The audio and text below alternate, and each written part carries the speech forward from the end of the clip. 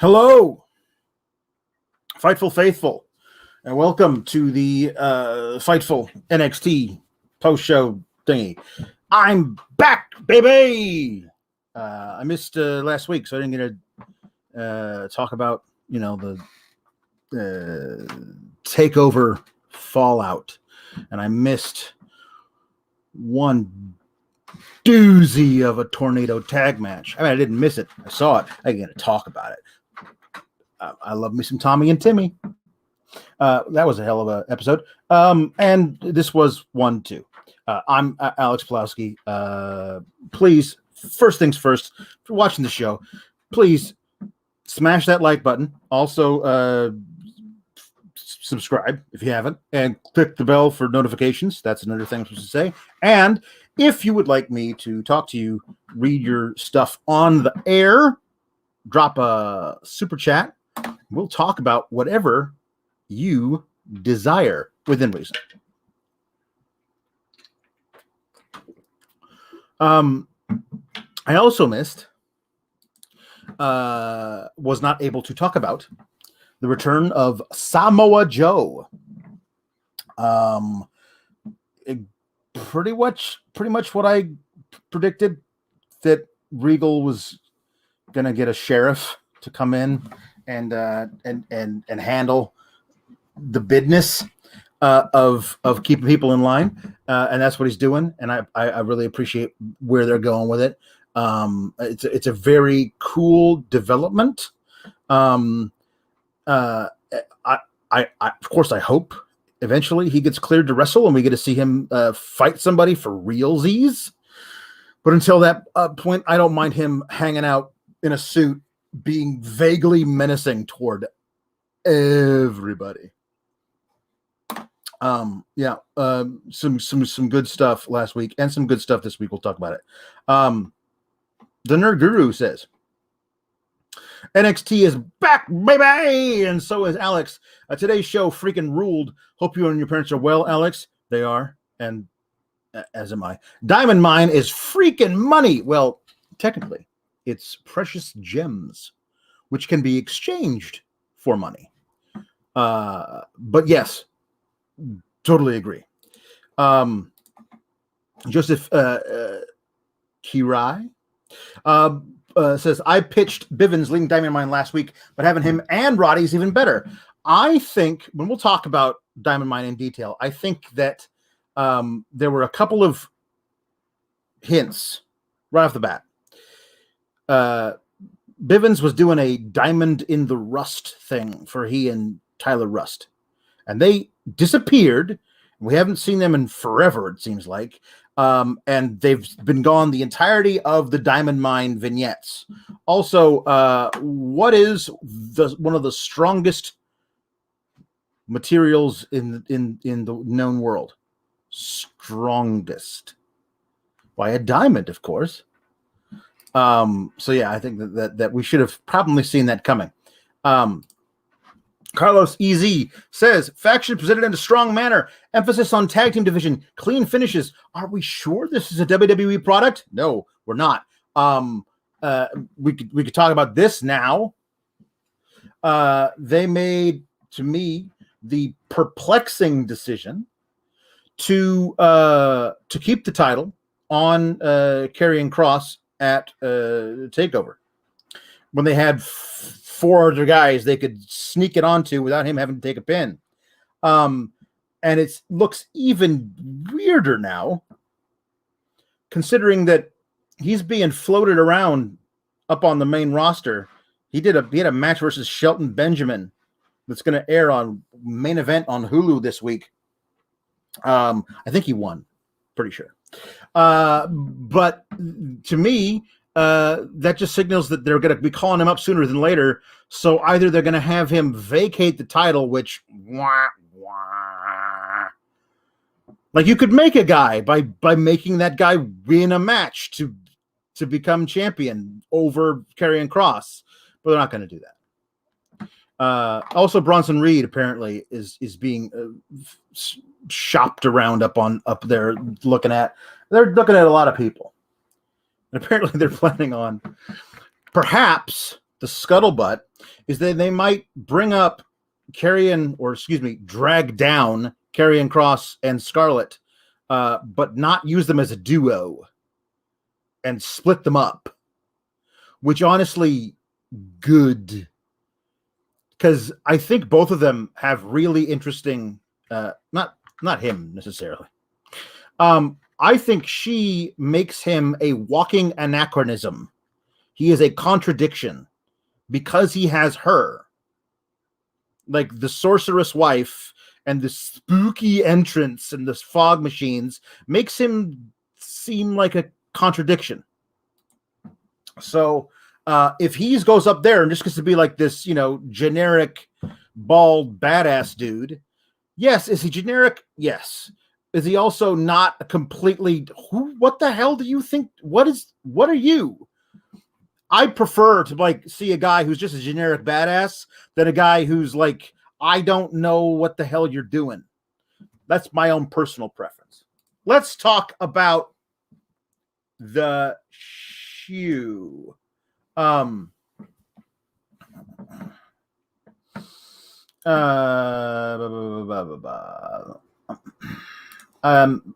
sorry. Rafael Garcia saying that I was hoping we would get a woman in Diamond Mine.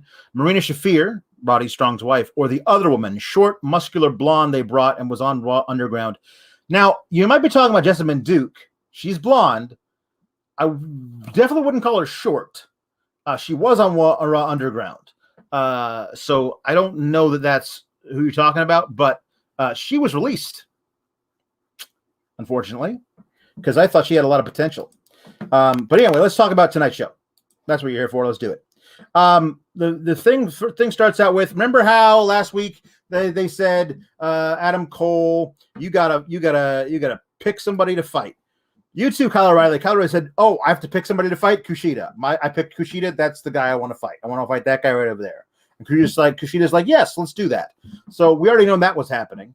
But Cole was choked out by Samoa Joe because he provoked him, and therefore he wasn't able to give us his pick. So today he walks out in full ring attire, saying, A, Samoa Joe, that was mean of you. And B, I'm not wrestling and you can't make me, which is why I put on all my wrestling gear, just to prove that I'm not gonna wrestle. How do I say this? I respect the character choice of Adam Cole saying, I'm not gonna wrestle and you can't make me. But that's belied by the fact that he's wearing his wrestling gear. If he came out in one of his, his Adam Cole's hoodie and some track pants and said, I'm not wrestling and you can't make me.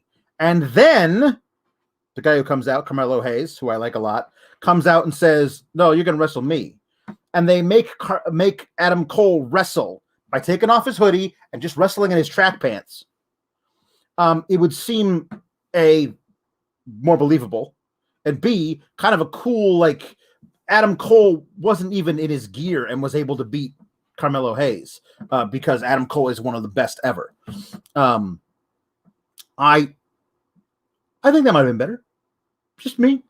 But he says, Cole does say that I'm going to beat Kyle at the Bash. Anyway, Hayes comes out and says, you don't know who I am, but I know who you are. And I'm going to change your mind about not wrestling. They say, well, how are you going to do that? Ruthless aggression, which, of course, is the famous phrase uttered by Suicide Squad and Fast 9 movie star Jonathan Cena. I think at one time he was a wrestler. I know he does voiceovers for Honda commercials. If I remember correctly, John Cena used to be a wrestler. Anyway, he slaps Cole in the face, and then we have a match. And I really love Carmelo Hayes, man. I don't know if they have plans for him and Cole to do more stuff after Cole and O'Reilly is over. But I wouldn't mind Cole being pissed that Hayes called him out, and being specifically saying, "I am going to be your gatekeeper, kid." And then Carmelo having a series of really great matches where he keeps on getting closer and closer. And when he finally beats Cole, if they don't have plans on Cole being in the main event scene for a while, then you could make Carmelo Hayes by eventually, after a few tries, getting a big time win over Adam Cole. You could make Carmelo Hayes that way. I don't think you could hurt Adam Cole by having him take one loss clean to a kid who could do what Carmelo Hayes could do. I really enjoyed this match a lot. I think that Hayes, one of the things I like about him a lot is he's really good at selling in interesting ways. It's always intriguing to watch. I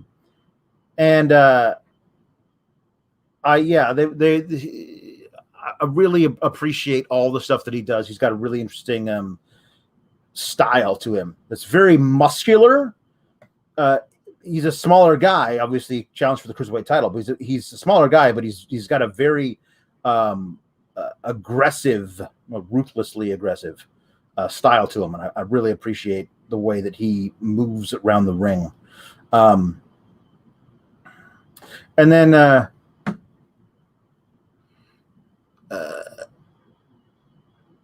the Panama Sunrise with, as I said, Carmelo Hayes finds amazing, interesting ways of doing, of selling, including that ridiculously awesome full headstand sell on the Panama Sunrise. So I like that a lot. Frankie Monet continues to try and turn Aaliyah Jessica Maya against Robert Stone. I'm not really turning them, but she was earlier, talking shit about Robert Stone when he wasn't there. But now it's more like, hey, I think these two girls are great. You're there. You're here too.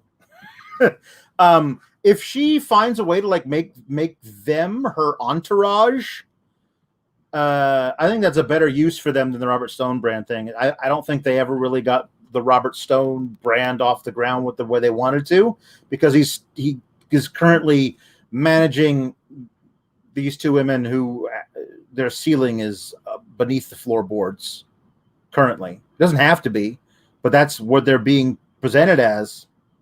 And, in their case, I think have always been presented as that. But I think that Frankie Monet might elevate them more than Robert Stone has. Robert Stone also wearing a suit, ? That has crisscross suspenders in the front over his chesticles. I don't know what that. I don't know what the hell that was. Monet's dog, which we now know is named Presley, which I think works. That's definitely not what I was expecting for the dog's name to be, but Presley works. He tries to bite Robert Stone as she walks away. Mackenzie Mitchell interviews Joey Stark, talking about the Savins Io Shirai last week. And she said, I was paying it back because she gave me my big break when I first got here. And Shirai says, comes up and says, I respect you, but I don't like you. And Stark's like, I can live with that. That's fine. We get a video package with LA Knight sitting poolside, with the $1 million championship draped across his lap. Explaining why he turned on Ted DiBiase, because he's a douche. I think it's pretty obvious. Because he's a douche. And then Cameron Grimes came out to save him. So I thought you cared about the money, Cameron, but it turns out you're just a sucker. And you care about the old man more. So I guess I'm wrong. I guess I thought they were planning on doing a thing like let's all laugh at Cameron Grimes as he falls apart after not being because I thought they were actually going to align LA Knight with Ted DiBiase and make them both heels. And Cameron Grimes being like a different kind of a heel, like a comedy heel. I thought they were going to do that, but no, they're making him into a white knight babyface. But one of the things I heard people talking about the most after last week's show was that segment with DiBiase and LA Knight and the turn by LA Knight on DiBiase, and then Cameron Grimes showing up to save the day. I heard people talking about that thing for days afterwards. One of the best in-ring, non-wrestling segments in NXT in a long time. And I agree with them. To capitalize on it a week later with only LA Knight doing a standard I'm a heel promo in a Speedo by the pool, sitting on a chaise lounge as a chick brings him some champagne. Only with that, and then a scene of Cameron Grimes showing up, handing out $100 bills, and then a guy I recognize, but I don't remember his name. He's a new cruiserweight guy, like saying bad things about Ted. So Cameron punches him. Feels like you could have capitalized on all the big time buzz of that segment a week ago. You could have capitalized on it more tonight. Like have Cameron Grimes come out and cut an impassioned promo in the ring. I don't know. It just seemed like they weren't doing it that way. I guess we're going to see him in action next week, which is nice. And I know not everybody can be in a big time spot on NXT every week, but it felt like that was probably a good time to do it for Grimes. After that, yeah, we'll see. So the way is turning babyface. I think it was inevitable. These guys are, especially Gargano, very, very entertaining. Now, I will say this.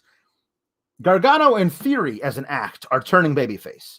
We'll see if Candice and Indy follow suit eventually. They probably will.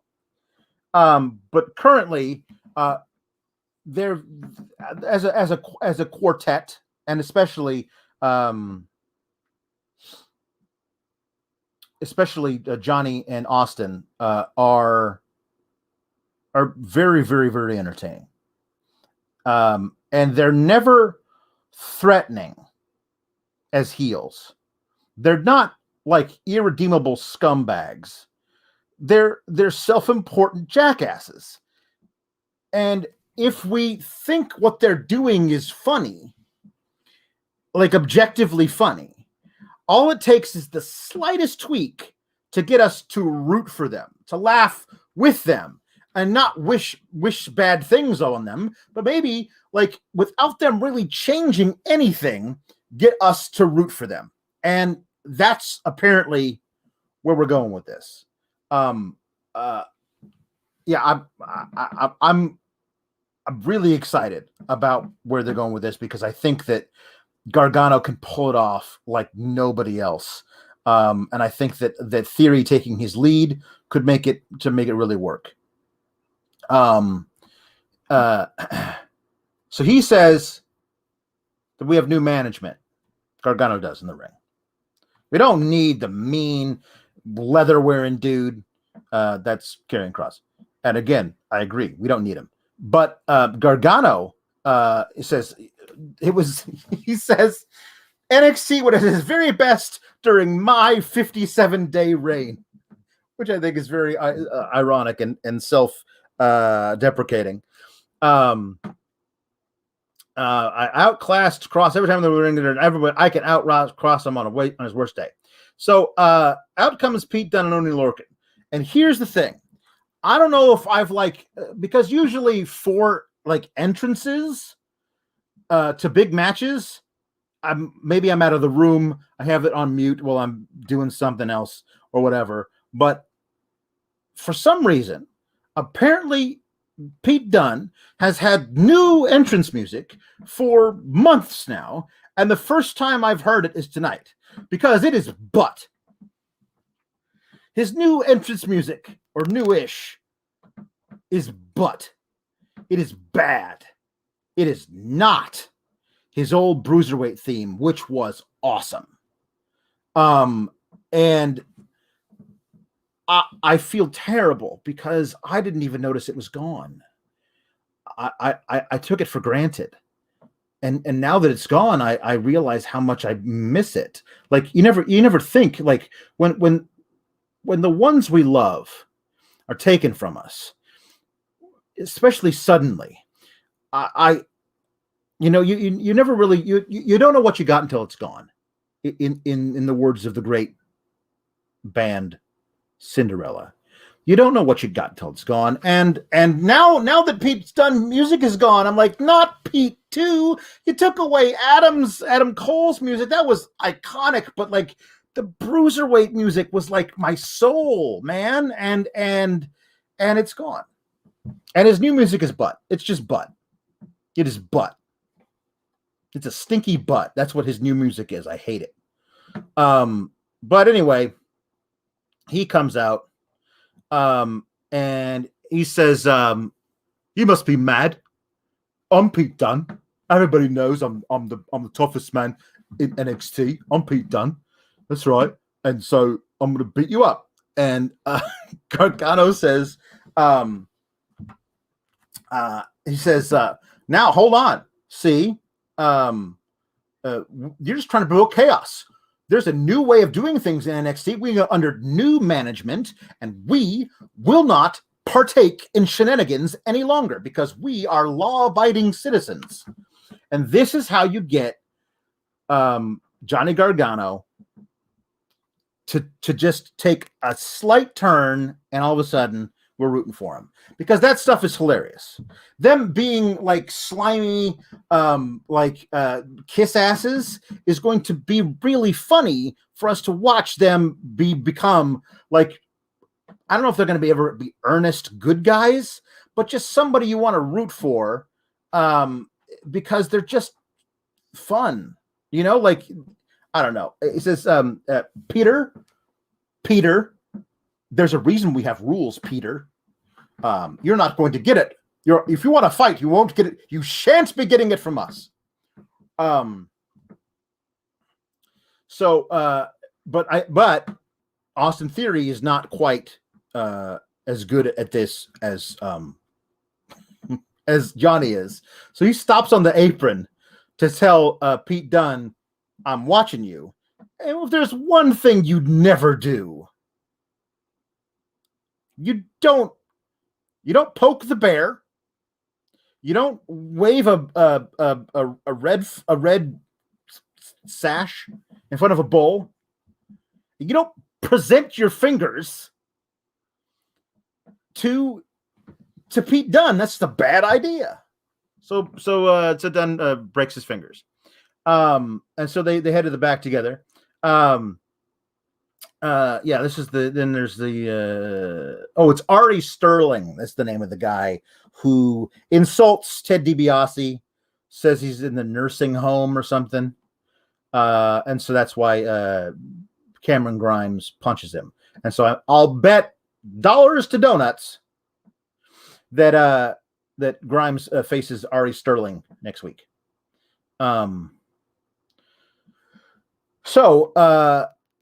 There's Adam Cole's in the back taking off his wrist tape, and he's being interviewed. I'm not going to talk about Kyle or Kushida.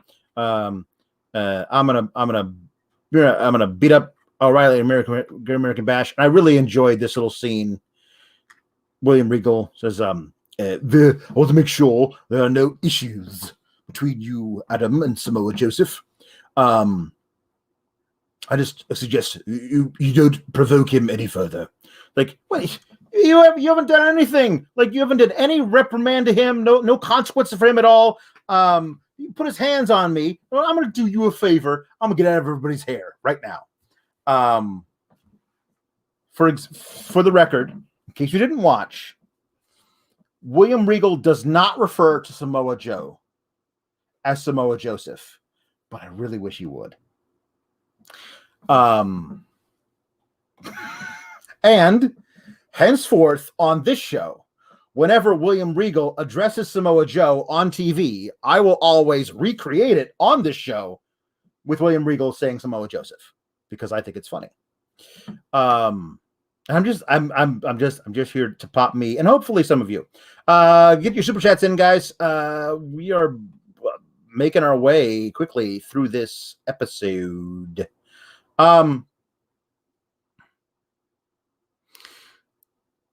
So they're doing the battery charger teaser. That was something else I missed last week. My guess, and I don't know this for a fact, I have to go back and look, but for some reason I remember that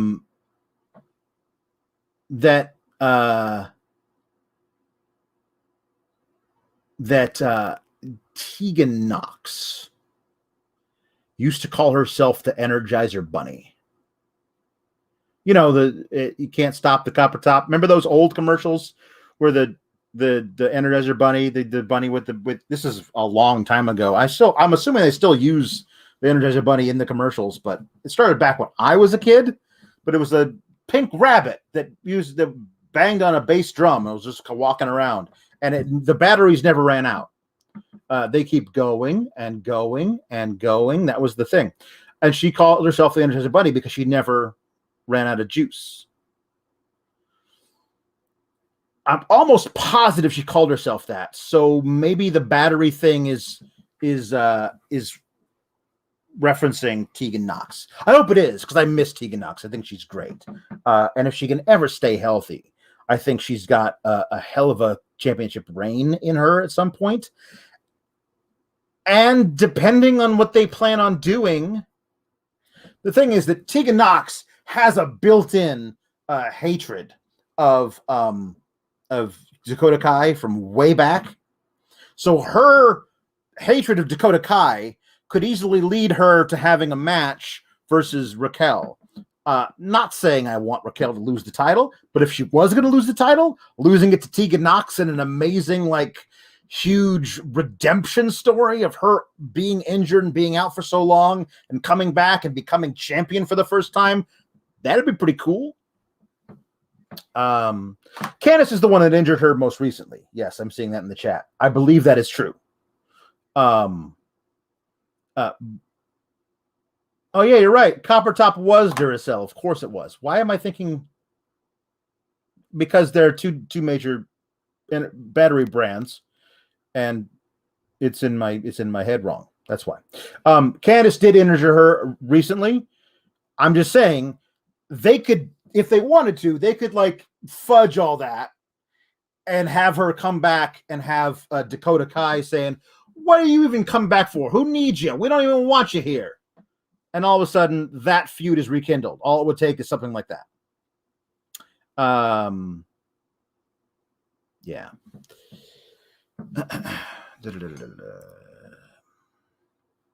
So here's something I loved. Johnny Gargano and Austin Theory walk up, and they're about to break in the door, and then Johnny says, "Wait, whoa. No, he likes it when we knock." So they're learning. They're trying really hard to be good citizens. And so we got to knock, and Austin's like, "I can't, my fingers." And so Johnny knocks, and he comes in, and one of the things I loved is he says, "Here, boss, I brought you this." He puts a pencil in Regal's pencil jar to replace the one that he stole and broke in front of William Regal. That is an honest gesture of what's the word I'm trying to think of? He's trying to make amends, to atone for past sins. And I appreciate that because they did it in a really funny way. Hey, boss, here you go. Hey. It's for you. He gives him a pencil back. I thought that was really great. We were being model citizens, but Pete Dunne and Oney Lorcan, there need to be consequences for them. How about Samoa Joe could choke him out? What?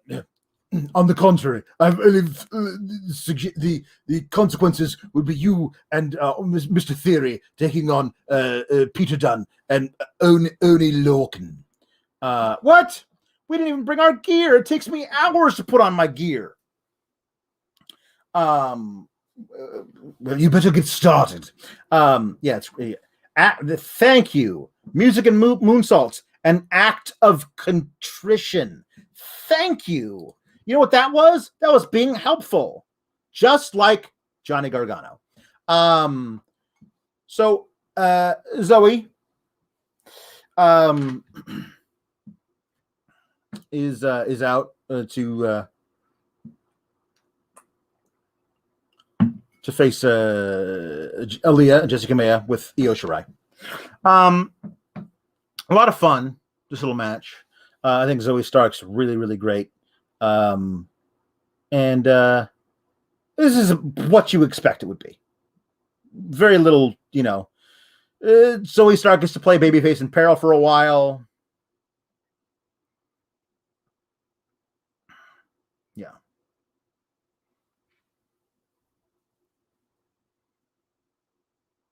And then Shirai has a good hot tag. Stark also has a good hot tag at some point. And Stark hits a big suplex on Kamea. And then Shirai tags back in, hits her moonsault. There you go. That's fine. That's a thing that happens. Now, that's not what we're here for, because what we're here for is Candice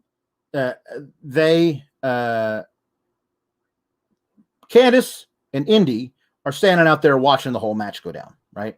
So then Dakota and Raquel Gonzalez show up, and they're on the other side of the apron, and they're like, well, no. If you think you're getting in front of us in this line, get to the back of the line. We got next. We're going to be the next tag team champions of this here division. And then Ember and Shotzi come out. And they say they deserve the next title shot, but they do it in the most obnoxious and terrible way possible. And I really like Shotzi and Ember. And I think that each of them can be really, really great future champions, but not delivering their lines in this way. Because Shotzi's just so over the top. And I really, really like her work in the ring. I have never appreciated her work on the promo. I just don't. And I think Ember struggles enough in that realm that when you actually have her, like, we were the ones who beat you, Raquel and Dakota, to become number one contenders. And then Shotzi goes, oh my God, Ember, I think they forgot. And Ember goes,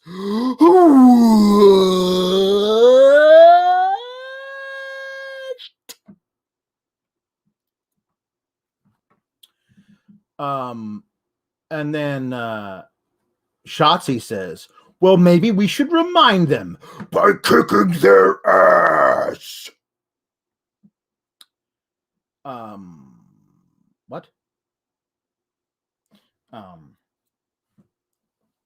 And then they jump in the ring and there's a big brawl, which Indy and Candice aren't a part of. Later in the night, everybody have to have Samoa Joe come out and bring out the people, the security, to break the whole thing up.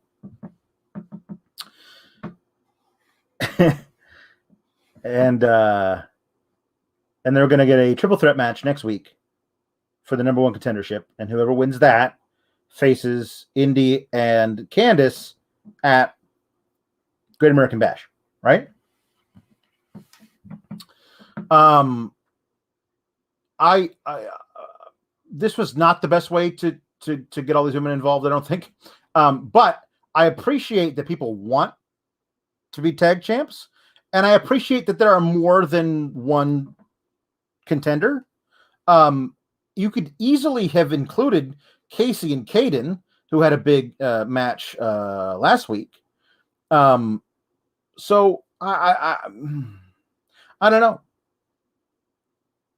I'm not really sure.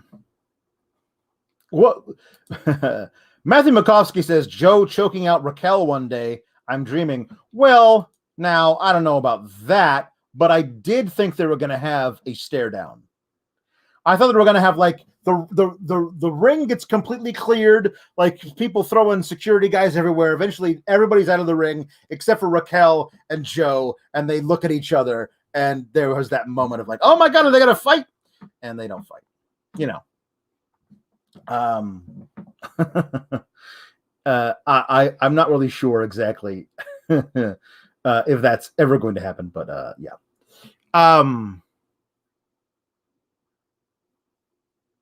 I wouldn't mind seeing Io and Zoe have more time together as a tag team, especially if you're not going to have Io like take the title back anytime soon or be in the top title picture.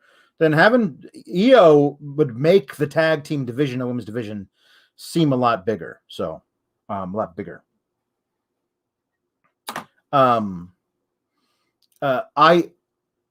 also feel like they're pausing the Dexter and Indy thing for a while because they had them, you know, Poppy hugged Dexter or whatever, but then they had a thing about it last week, right? And they didn't build off of that. So yeah, it's just interesting.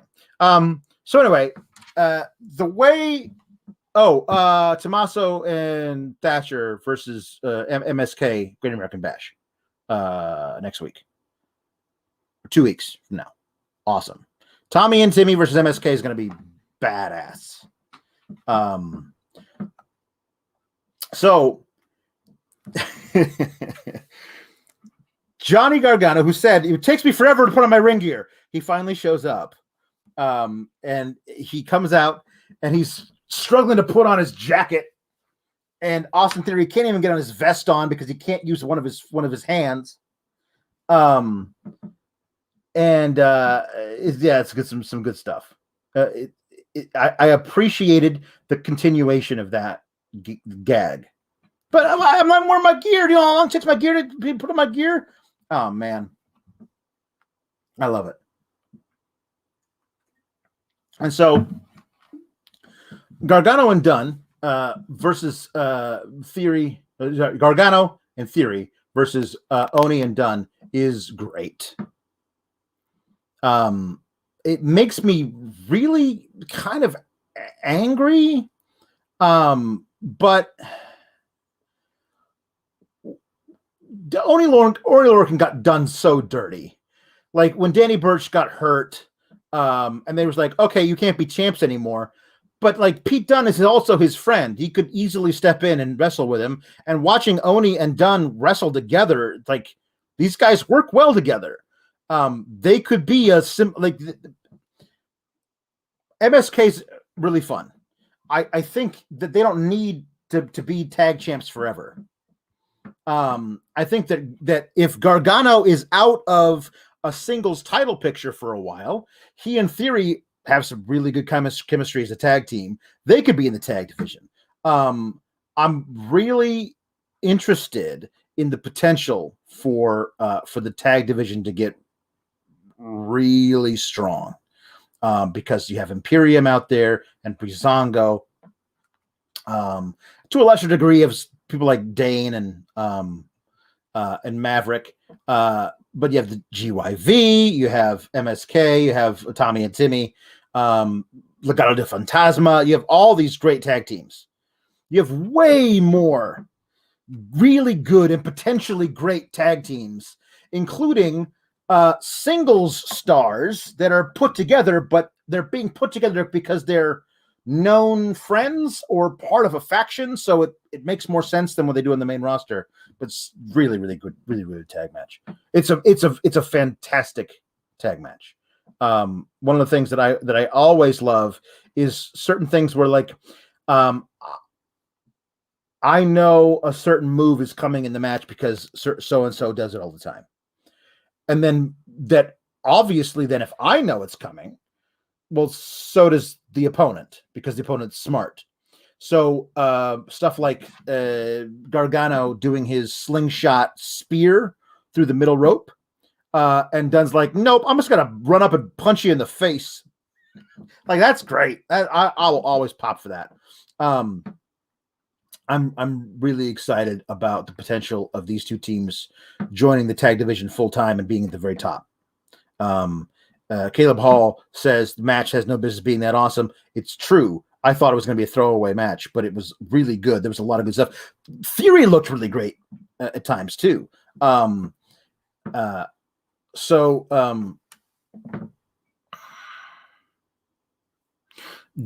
got sent to the floor, and then Gargano runs it. He's a huge suicide dive tornado DDT, and then jumps right back in with a one final beat to Lorcan to get the pin. And the crowd is going. The actual live crowd, not a piped-in crowd, not Thunderdome. These are real people. Remember in NXT now, and they're going nuts for Johnny and Austin getting the win. And they wrestled like baby faces throughout the match, like fiery, fun baby faces to watch. I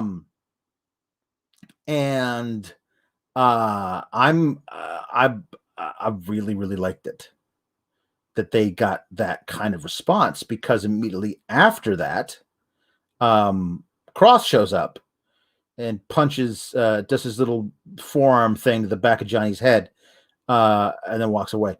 And they were booing the hell out of Kross. They hate Kross, mostly because he came out last week and did a full-on, like, you thought I might have been like a badass tweener, but here I am to call William Regal, beloved William Regal, pathetic.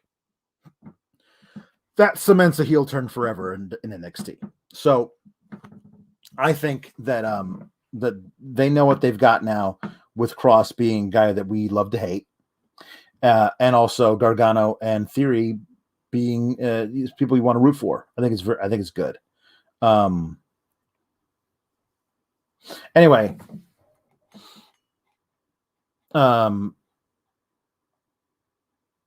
so Samoa Joe's backstage and Kross walks up. So these are the new rules. You can't touch me unless you're provoked. And it's like, yeah, okay, fine, whatever, cool. They leave, and Scarlett gives the mad eye, gives the stink face to old Joe, and then Pete Dunne's there, just stares him down. Are they if Samoa Joe is cleared, and they're not doing a thing, which honestly I don't want them to do. Everyone's like, oh, I want Samoa Joe versus Karrion Kross. I don't, because Kross, they'd book Kross to beat Joe, and I don't want that. If they're gonna have Kross go up and vacate the title, we'll see what happens there. But if they're building to something specific between Dunne and Joe, 2 weeks in a row is just Dunne and Joe staring at each other. So they're building to something. If Joe's cleared and his first big match back is Pete Dunne, okay. The Nerd Guru says Kross got Joe's gonna kill you chance. I've never felt so happy because I've turned the corner on Kross like you, Alex. I'm done with him in NXT. I think that guy has a future in WWE. It just ain't this one. Not presented in this way. They still haven't figured out what the hell he really is, and him going up or being dragged down to the main roster would solve a lot of those problems, because in that particular place, those weaknesses wouldn't be as pronounced on a Raw or a SmackDown, a Raw specifically. And especially if they're going to break him up with Scarlett and do something different with his presentation, just have him be a badass bald dude. You can do that. You can have him be the Raw version of Baron Corbin. They do that kind of shit all the time. It's going to be bad, but everything on Raw is bad.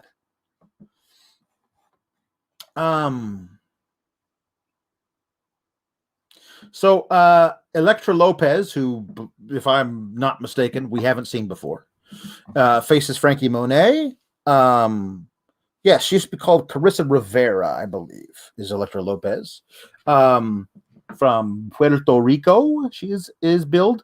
And Monet wins. I think that that's obvious. She's doing her glam slam. They call it Road to Valhalla. But that's right. That's what that was because Beth keeps talking about how she's using her old finisher, and that was what it was called, right? Glam slam. Yes.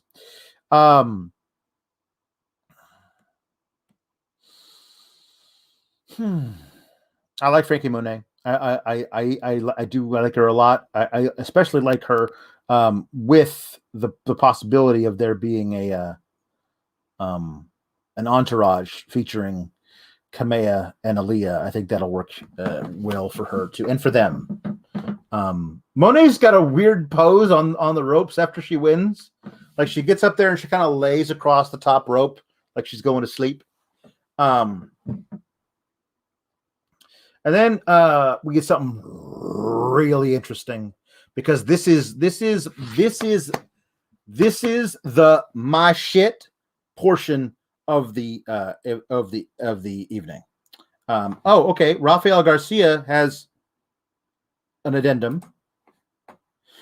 He says that Lopez was Bobby Lashley's ex-wife during the marriage segment with Lana. So I had no idea that Elektra Lopez was married to Bobby Lashley. Interesting. Thank you for that tidbit.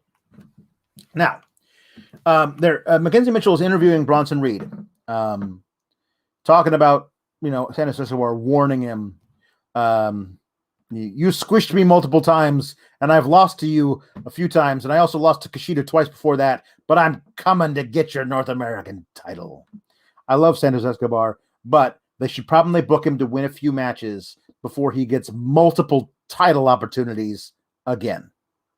That's just me.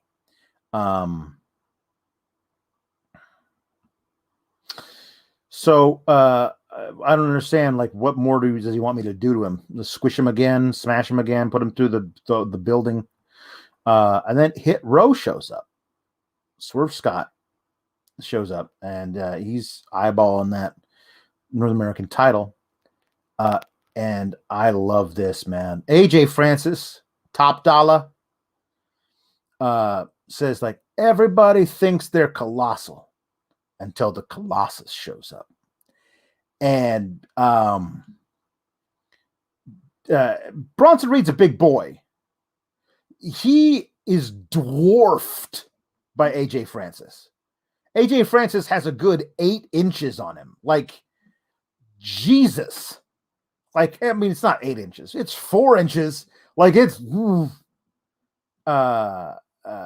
yeah, no, that is not the first time that I have said the words, okay, it's not 8 inches, it's 4 inches. But you get my meaning. He's a big dude, and he could talk. His ceiling is so friggin' high. And I love Swerve Scott. I think he's amazing. And I totally love the idea of him taking the North American title for a spin if Bronson Reed gets called up or dragged down. But then Ashanti the Adonis steps in between the camera and what's going on behind it. But what's going on with Swerve and Top Dollar and Bronson, and he delivers a warning directly into the camera about Everrise, because Everrise has been messing with them, and I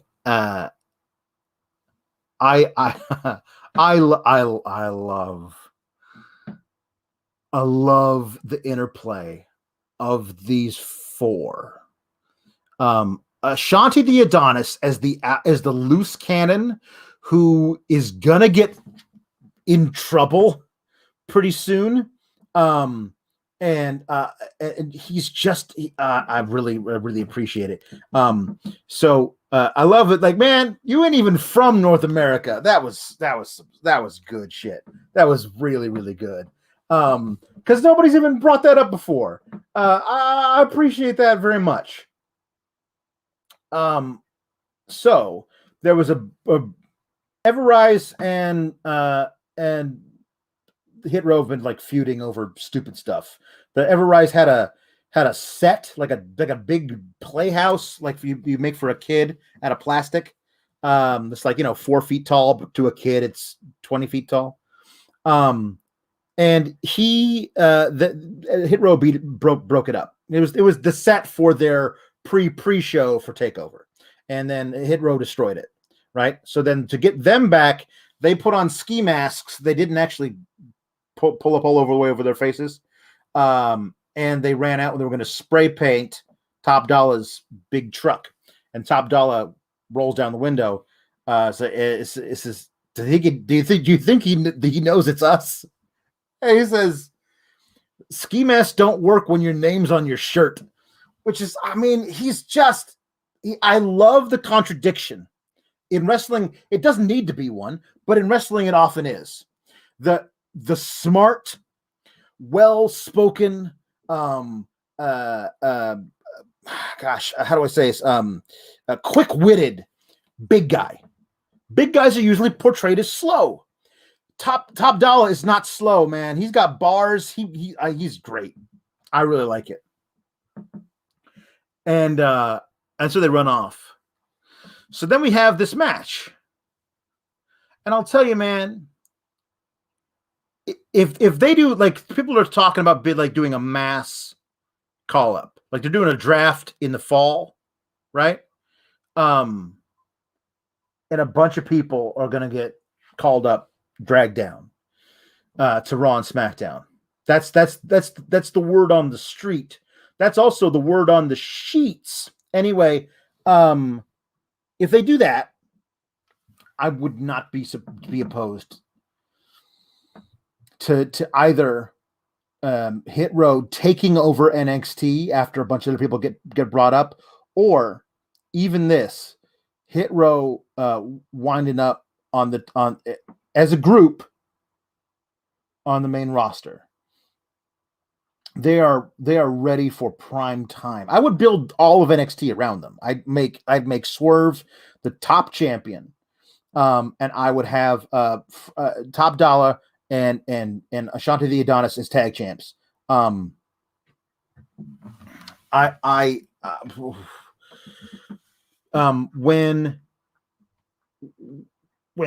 Ashanti the Adonis goes off and just is going crazy in the ring, going nuts.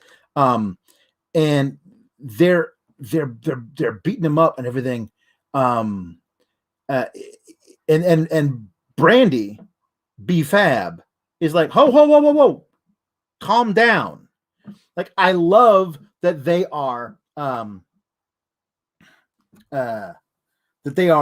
planning something where Ashanti the Adonis murders a jobber in the middle of the ring, and they got to like bury him out in the Florida Everglades.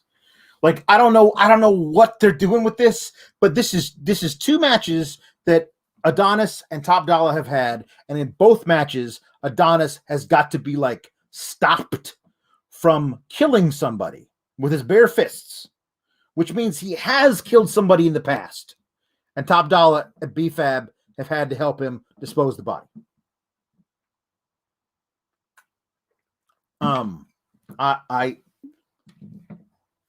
Listen, I don't want Vince anywhere near these people, but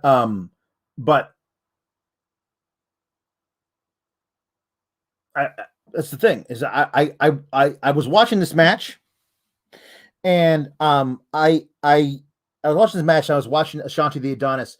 Ashanti the Adonis is Bizarro, evil Xavier Woods. That's what he is to me.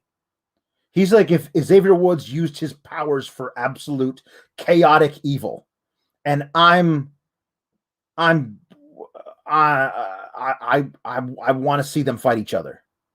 And I mean, I'm so into just when AJ Francis gets low bridged out of the ring, and the next thing you do, you see him is he like just stands up and it's just like just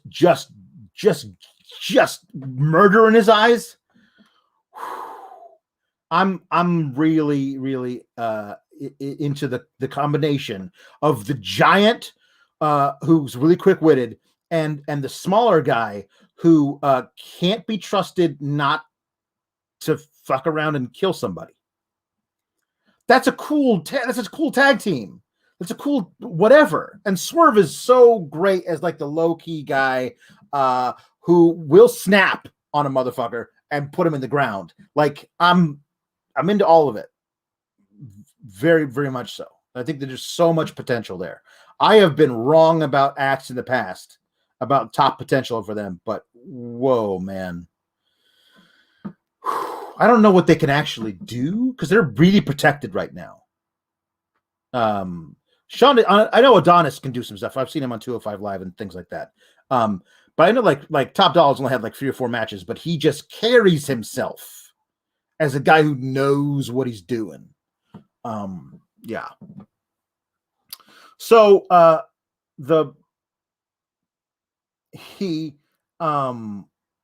they do a double team move, which is like a power bomb into a jumping neck breaker, which looks like it probably could kill somebody. They get the pin for the win. That's good. And Hit Row poses together. They've just got something, man, about it. I really like it. I don't know what they have planned as far as who takes what title off of whatever, but I think there's so much proverbial money in MSK chasing the titles that are being held by Top Dollar and Ashanti the Adonis. To me, anyway. And like I said, I've been wrong in the past. So Mercedes Martinez gets interviewed. She's got a mixed tag match next week. She's facing Xia Li and Boa, which I don't think we've seen Boa wrestle in a long ass time. But Mercedes like, oh well, that's the only way I can face Xia Li, that's fine, I'll do that. I don't really make friends that well. And then she's attacked from behind by Xia Li and Boa. Xia Li gets taken away by security, and Boa's there like yelling, so he gets kicked in the face by Jake Atlas. So Jake Atlas and Mercedes Martinez are teaming up next week to face Boa and Xia Li. So fine, all right, let's do it.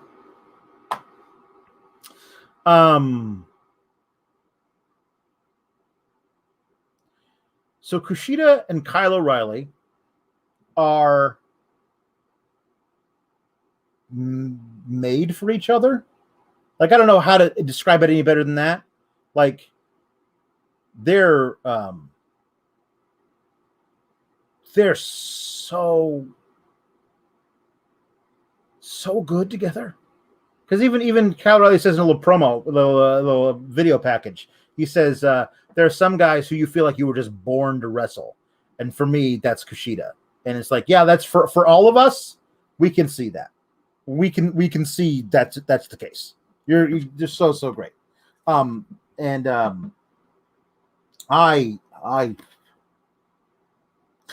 love it.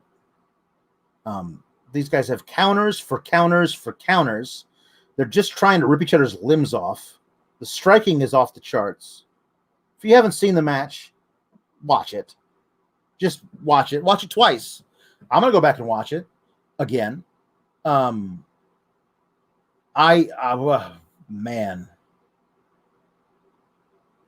I really love this match. It's not It's not some of their New Japan stuff, but it's great.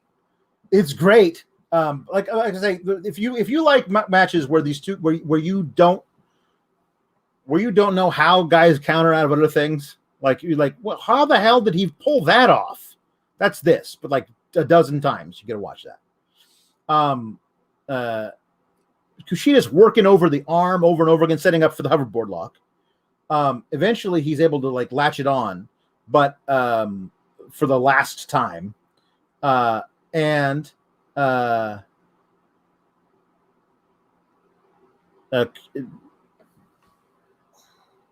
Kyle like takes the leverage and rolls Kushida over into a pin, grabs the legs, roll up. It's not a distraction roll up. It's not a schoolboy. It's a roll up that needed to happen in order for him to get the victory, and he does. And Kushida and he embrace after the match. It's like absolute mutual respect. And then Adam Cole shows up and attacks Kyle O'Reilly, and they spill out behind the timekeeper's area, and Samoa Joe runs out to chase them off, right? Which I like. This is a way that we are going to show specifically. Brandon Charles Powell says, it seems impossible for Kushida and O'Reilly to have a bad match. They haven't had one so far. I can't imagine one. It seems like they could easily do give me a best of 5, and I don't think they'll ever do the same move twice. But Joe is indisposed. He has to leave. He has to go deal with Adam Cole and Kyle O'Reilly, which leaves Kushida wide open to be attacked by the Diamond Mine. Now, the Diamond Mine was promoted ahead of time. Last week, said next week, the Diamond Mine is open for business. Today, they're tweeted out, the Diamond Mine, the Diamond Mine, the Diamond Mine. Come watch NXT, the Diamond Mine. The Diamond Mine doesn't show up on NXT until the last 45 seconds of NXT, which is a weird thing because everybody I saw, and I tweeted this myself, I was like, when we got to the main event, I was like, did we see the Diamond Mine and I missed it? I saw a lot of that on the timeline. Like, did they push the Diamond Mine to next week? Did they scrap it? Was there a big reveal that said not to do it? Because it wouldn't be the first time a WWE product decided, oh, whoops, we promised you one thing, but you ain't gonna get it. So everybody was saying, oh, the Diamond Mine. I guess that's, I guess it's not happening. Then the Diamond Mine shows up in the last, as a huge surprise of who it is, and them attacking Kushida. Now, the Diamond Mine, with all those vignettes and everything, the very, MMA-based type stuff, right? Either you say ahead of time, the Diamond Mine is showing up. They're going to be here. And by the end of the first hour, you've done your Diamond Mine segment. Or you don't say ahead of time, watch next week, the Diamond Mine. Diamond Mine, Diamond Mine, Diamond Mine, Diamond Mine.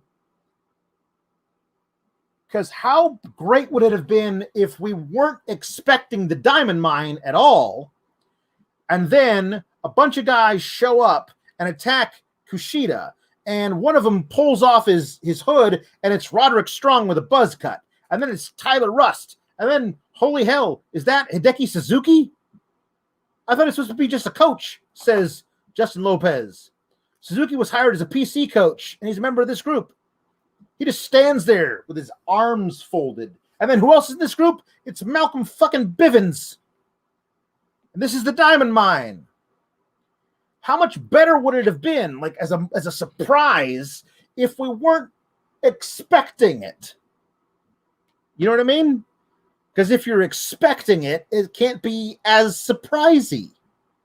So I think they made a mistake in saying next week, the Diamond Mine will be open for business. And then tweeting out today like 4 times, tonight, who do you think's going to be in the Diamond Mine? Like, just let the segment happen. Let the attack happen. And then we'll be completely shocked. As it was, everybody was like, is the Diamond Mine going to attack Kushida at the end? And then they did, which makes it less of an impactful debut. But I'm still super into Malcolm Bivens as the mouthpiece for Roddy Strong and Tyler Rust and Hideki Suzuki. Though, again, hired as a PC coach, apparently, but not. Diamond Mine is already amazing. But what if Bivens is like, oh, Roddy ain't the leader. The real leader is this man. And then Daniel Bryan's music hits. I mean, that would be a huge pop. And I'd love that. I would. But Daniel Bryan, as the guy who's he was such the whitest of white meat baby faces the last time we saw him. To have him show up in NXT is like this limb-breaking heel with no explanation. That's the kind of shit they do when you go from NXT to the main roster, not from the main roster to NXT. I don't like it either way. I want there to be like a real reason for it. Hey, you know what?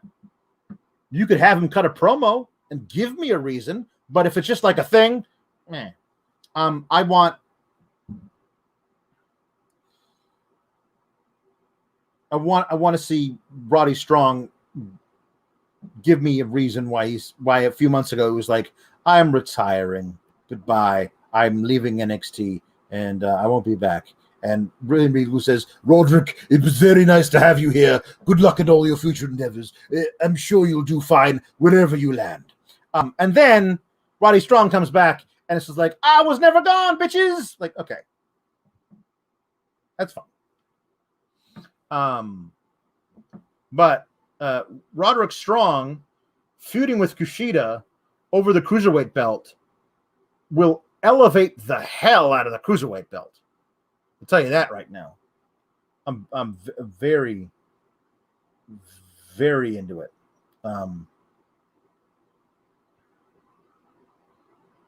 NXT is back, baby. Yeah, there's a lot of really great potential for a lot of really great stuff in NXT. I think Great American Bash is gonna be one of the best shows of the year. With a lot of really great stuff on it. I actually, you know what, the thing people were like, oh, so Cole versus O'Reilly, the first one was a no holds barred match. And how do you top that? With a regular one-on-one singles match. Oh, right. And I was kind of like that myself last week.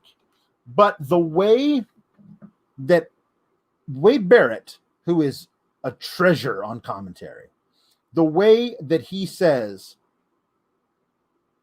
he pitched it as the first time was about pain. The second one is about pride. It's like, yeah.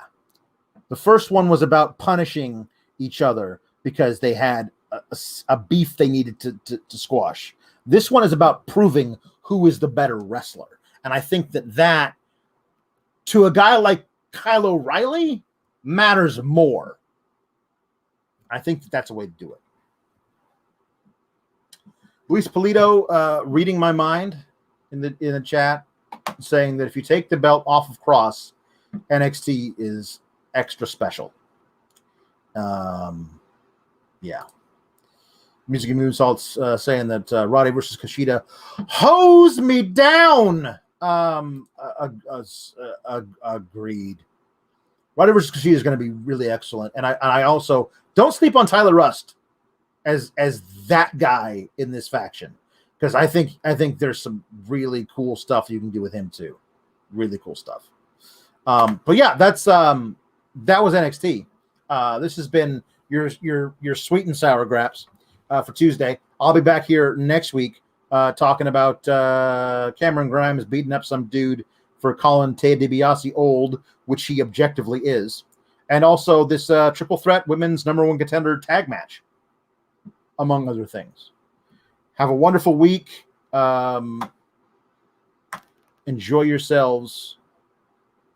And I will see you on Sour Graps on Fightful Select, which you subscribe to, because I'm going to talk in a little bit about what happened on Raw, because Nikki Cross is a superhero now, and because it was her idea, I'm not allowed to hate it, which is tough for me. Anyway, bye!